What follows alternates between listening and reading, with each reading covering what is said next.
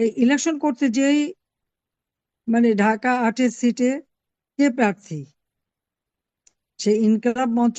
ইনকলাবটা কিন্তু ভারতীয় স্লোগান, এটা বোধহয় তারা জানে কিনা। যা হোক, সেই ইনকলাব মঞ্চ, তার নেতা, ওদিকে জামাতের এক নেতা, সে আবার ঢাকা বিশ্ববিদ্যালয় ডাকসুর ভিপি নির্বাচিত হয়েছে, কাজে সেও ইলেকশন করবে।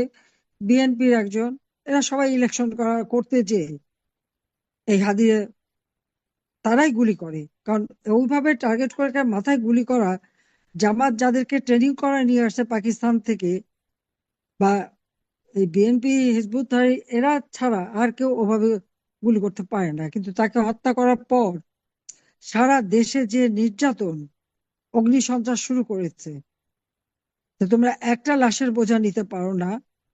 তা আওয়ামী লীগের যে অগণিত নেতা কর্মী, তাদের উপর যে নির্মম ভাবে অত্যাচার করে করে হত্যা করা হয়েছে, সেটা কি একবার চিন্তা করে তারা? বিসমিল্লাহির রহমানির রহিম। আজকে এমন কতগুলি ঘটনা আমরা শুনলাম, যা বিশ্বাস করতে কষ্ট হয়। এক একটা পরিবারকে এরা ধ্বংস করে দিচ্ছে, কিভাবে এক একটা মানুষকে হত্যা করছে। এই বিএনপি, জামাত, শিবির, ছাত্রদল মিলে, ছাত্রদল, যুবদল, এরা মিলে একটা মানুষকে উপরে মিথ্যা অপবাদ দিয়ে, যে দীপক দাস, তাকে মিথ্যা অপবাদ দিয়ে কি নবীজি সম্পর্কে নাকি কটূক্তি করেছে, তার কোনো আজ পর্যন্ত কোনো দৃষ্টান্ত দেখাতে পারলো না, কোনো প্রমাণ দেখাতে পারলো না। কিন্তু তাকে ধরে এমন ভাবে অত্যাচার করলো, এমন ভাবে মারলো, শুধু পিটিয়ে পিটিয়ে মারলো তাই না, পা বেঁধে রেখে আবার আগুন দিয়ে পোড়ালো। এরা কি মানুষ? ঠিক একইভাবে রফিক চিকরগাছা, তাকেও তুলে নিয়ে মেরে তাকে, তার জীবনটা কেড়ে নিল। তারপর আবার তার পরিবারের উপরে নানা ধরনের হামলা চালাচ্ছে, ভয়ভীতি দেখাচ্ছে। শায়লা মেয়েটা, তাকেও নির্মম ভাবে এরা হত্যা করে। বহুদিন থেকে ওকে তারা খুঁজছিল। শায়লা শিকদার, ইডেনের ছাত্রী, তাকে মেরে গলা ঝুলিয়ে রেখে বলে আত্মহত্যা করেছে। অথচ তার আত্মহত্যা করলে গলায় তো দাগ থাকবে, জিভে বের হয়ে আসে, গলায় ফাঁস লাগলে সে তত না, তার হাত পায়ে আঘাতের চিহ্ন, এবং লাশ পর্যন্ত দিতে চায় না। ঠিক এইভাবে আপনারা দেখছেন যে আর একজন, যার ভাত খেতে বসছে, সে বাজিতপুরের আনোয়ার পারভেজ, তাকেও নির্মম ভাবে নির্যাতন করে এবং এদেরকে মৃত মনে করেই ফেলে রেখে যায়। সাধারণ মানুষ তাদের জীবনটা কোনো মতে বাঁচায়, হাসপাতালে নেয়, কিন্তু সারা জীবনের জন্য তাদের আর কাজ করে খাওয়ার সুযোগ থাকে না, পরিবারগুলি কষ্ট পাচ্ছে। এই ঘটনা প্রতিনিয়ত প্রতিনিয়ত ঘটে যাচ্ছে। আজকে তো এই বিএনপি জামাত জোট, তারপরে এনসিপি পার্টি, আরো নানা ধরনের অনেক পার্টি নতুন গজিয়েছে। তারা নির্বাচন করবে। আওয়ামী লীগকে তো তারা নিষিদ্ধ করে দিচ্ছে ইউনূস। আওয়ামী লীগকে নিষিদ্ধ করে, ছাত্রলীগ সব আমাদেরকে নিষিদ্ধ করে, 14 দল নিষিদ্ধ, আমরা ইলেকশন করতে পারবো না, এবং তারা নিজেরা ইলেকশন করবে। এই ইলেকশন করতে যেই ঢাকা 8-এর সিটে কে প্রার্থী, সেই ইনকলাব মঞ্চ। ইনকলাবটা কিন্তু ভারতীয় স্লোগান, এটা বোধহয় তারা জানে কিনা। যা হোক, সেই ইনকলাব মঞ্চ, তার নেতা, ওদিকে জামাতের এক নেতা, সে আবার ঢাকা বিশ্ববিদ্যালয় ডাকসুর ভিপি নির্বাচিত হয়েছে, কাজে সেও ইলেকশন করবে।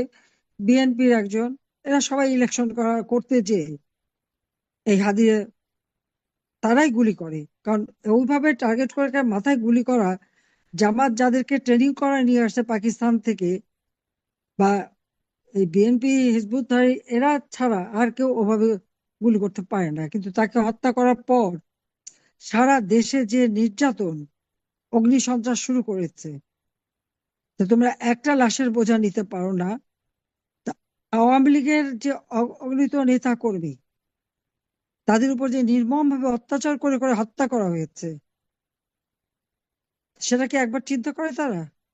যে কত মায়ের কোল খালি করেছে, কত হাজার নারীকে বিধবা করেছে, কত বোনকে ভাইহারা করেছে, কত ভাইকে বোন হারা করেছে।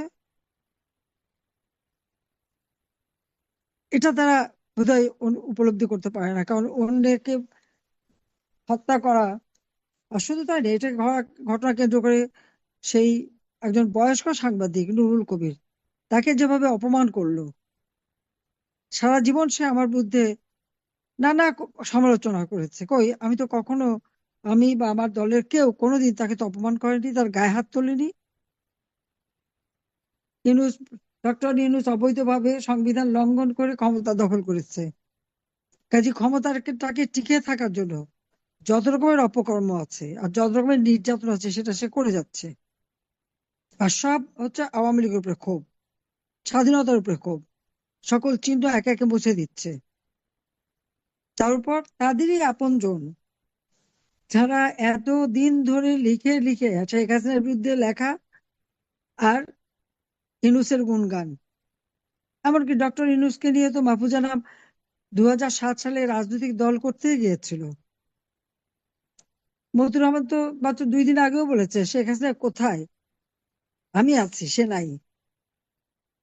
যাদের নিয়ে গর্ব করলো তারাই তার পত্রিকা আগুন দিল, ডেইলি স্টারে আগুন, ছায়ানট থেকে শুরু করে। আর 32 নম্বর তো কথায় কথায় 32 নম্বর ভাঙে। 5ই আগস্ট 2024 আগুন দিল সেই যুবদলের এক নেতা রোমান হাওলাদার। সে আগুন লাগালো এবং সাথে এই লোকজনগুলি লুটপাট করে নিয়ে গেল। অন্যের সম্পদ লুট করতে তাদের খুব পছন্দ। সেখান থেকে সব লুট করে একটা স্মৃতি জাদুঘর ছিল এটা। কত দেশি বিদেশি এই বাড়িটা এসে দেখে গেছে। জাতির পিতা দেশের স্বাধীনতা এনে দিয়েছেন।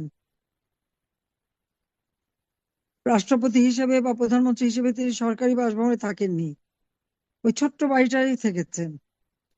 ওই বাড়ি থেকেই স্বাধীনতার ঘোষণা দিয়েছেন, আর ওই বাড়িতে তাকে নির্মমভাবে হত্যা করলো। একই সাথে আমার মা, কি অপরাধ ছিল তার?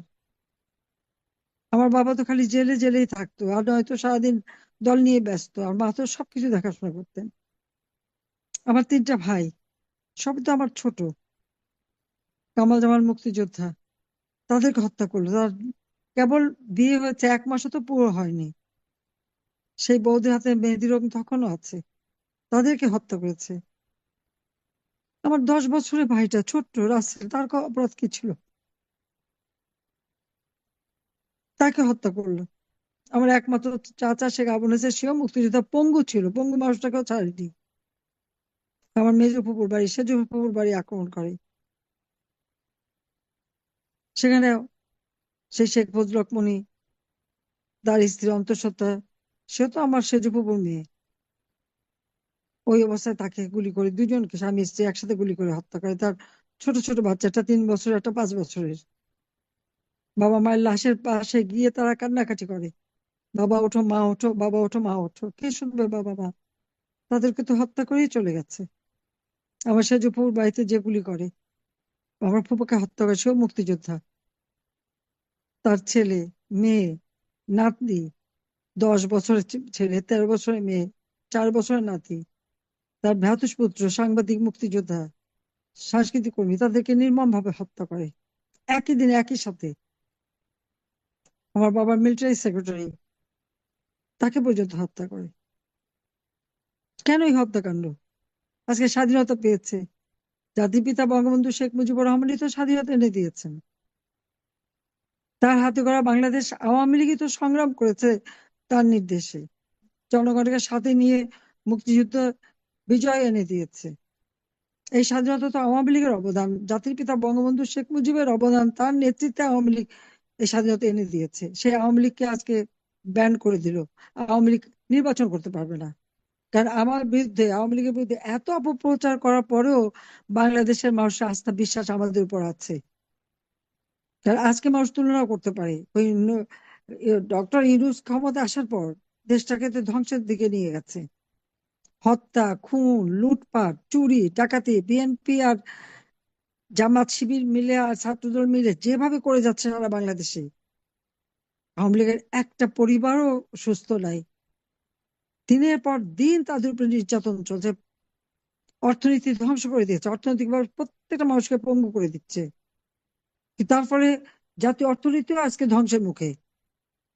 ইউনূস লুটপাটে ব্যস্ত, টাকা পাচারে ব্যস্ত, তার সাথে তার উপদেষ্টারা আর ওই যে তার গুন্ডা বাহিনী, সন্ত্রাসী বাহিনী, সমস্ত সন্ত্রাসী, জঙ্গি, হত্যাকারী, খুনি, অস্ত্র চোরাকারবারি,